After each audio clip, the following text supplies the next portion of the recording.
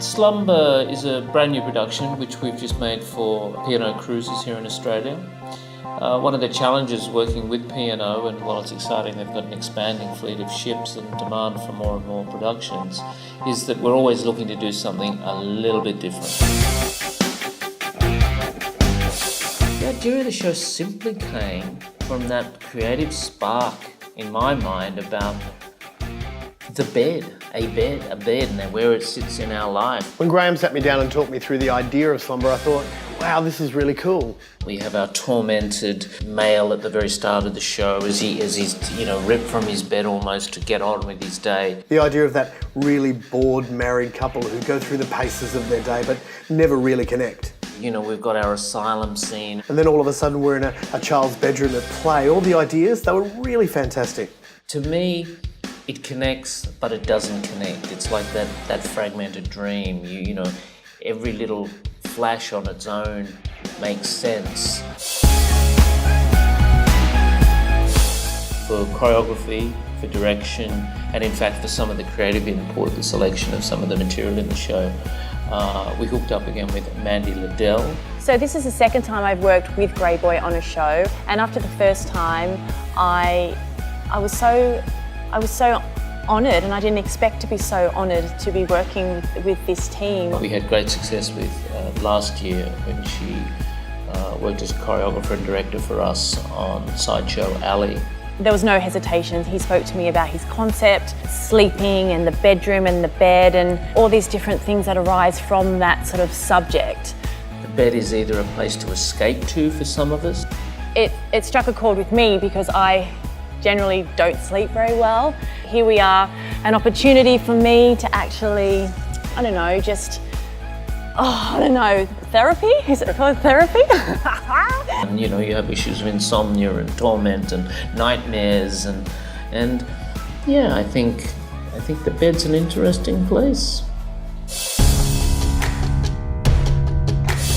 Choosing the music for a production show is a massive job, and once Graham and Mandy had finished that, it was time to bring in a wonderful musical director that's worked with us for a few years now called David Pritchard Blunt.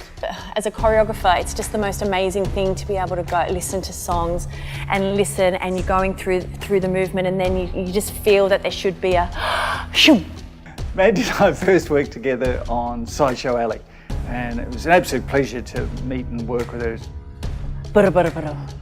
For Slumber, she came in with more of a preconceived ideas. Her and Graham had really thought it through, which was terrific. So then I could just approach of how I'm going to approach the songs as opposed to what songs that we were going to be looking at. Steps alone aren't enough for me. It's more about the drama and the stops and the feeling and I don't know, just the reason and just kind of having that connection between the audience and the performer, and that's what being there with the music process was all about for me. This is the garage. I'm very fortunate that this is my home studio setup, which I set up a couple of years ago. These days, now that I'm fortunate enough to have this studio, I actually get to record most, if not all, of the material here, and in fact the last show, Slumber, was entirely recorded, written here, musically conceived here. It's really proving to be a creative space to work from. Once the music had started taking shape, it was time to start doing some of the design elements for the show. Graham forwarded me his mood board, which was like a storyboard of every scene in the show and how he'd visually like it to look. And from that storyboard, I started drafting some just really early basic artwork of the bed. Once we were happy with how the bed looked in that basic artwork, I then drew up a 3D stage and we placed the bed in that environment so that we could get a virtual reality sort of look at how the bed could potentially look on stage with all those different looks. Putting it in that environment is also a really great way of working out potentially what set pieces you might use or props you might use. It's a really fantastic way of eventually working out what the production may look like. We've worked with a company called M&R Constructions for the last few years and they're really fantastic. They really take those early drafts that we come up with and see them right through to the finish. So once we determined that the show was going to be about a bed, we had to go about sourcing the bed, and that was challenging on its own because we needed the bed to do a number of different things. It had to light up from underneath. It had to allow for a cast member to burst through the mattress, but in other scenes that part of the mattress needed to be covered and not seen. It had to rise up vertically at points so that the audience were almost staring straight ahead at a cast member who was standing on a vertical bed. I think in this past year we've discovered, as we have previously, you don't want to work with animals, you don't want to work with kids, and now I definitely know you don't want to work with beds. A company called Simple Motion were fantastic. They took the idea and they ran with it. And in the end, I think they created something that achieved what we really needed achieved. Another part of the design process is working out all the LED content for the show. The concepts for the screens for this show were really fun, a lot of fun. We created a really grungy corridor for the asylum scene, and it led you into that padded cell where the female singer-dancer was being tortured by her thoughts. And then we flipped to the kids' room where their imagination takes them from this really cartoon, cute-style bedroom to the outskirts of the solar system. We have the really cool 3D comic strip that comes to life and propels you through all the alleyways and back streets of a certain city. Or we glide through space past satellites with a beautiful view of the Earth below. They were really fantastic concepts to play with.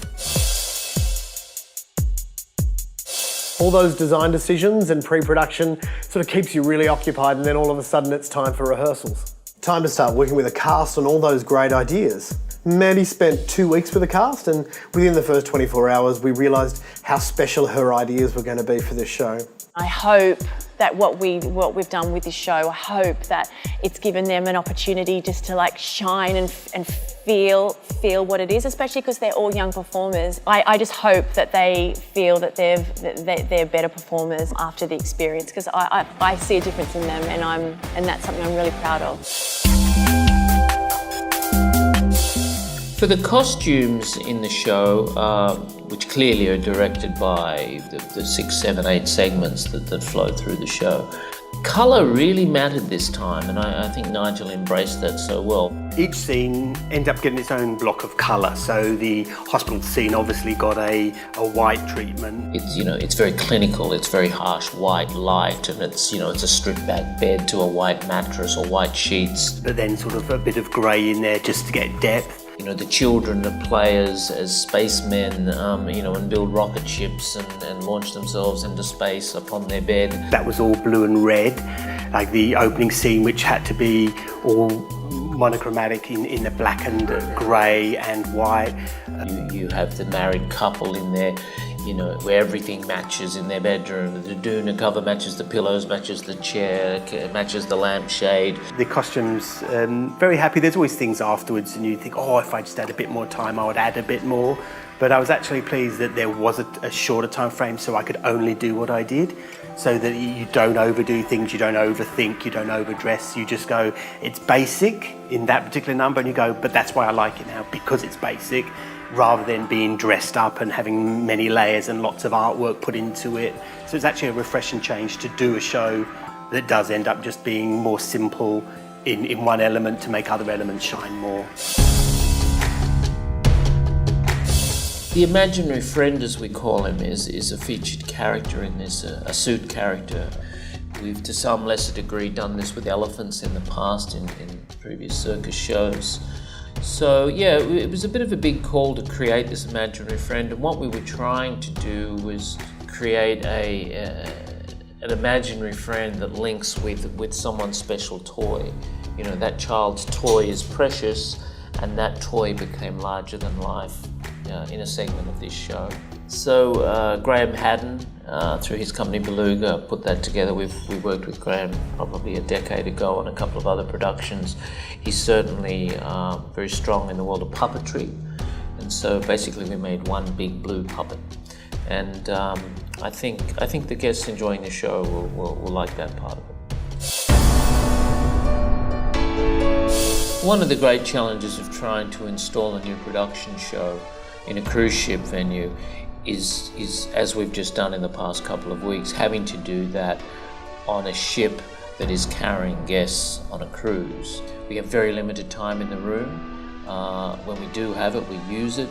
Our working hours over the last few weeks have been starting at 9 or 10 in the morning, getting as much of the time through the day and finishing at 2:30 a.m. just to grab the times when the theatre is free.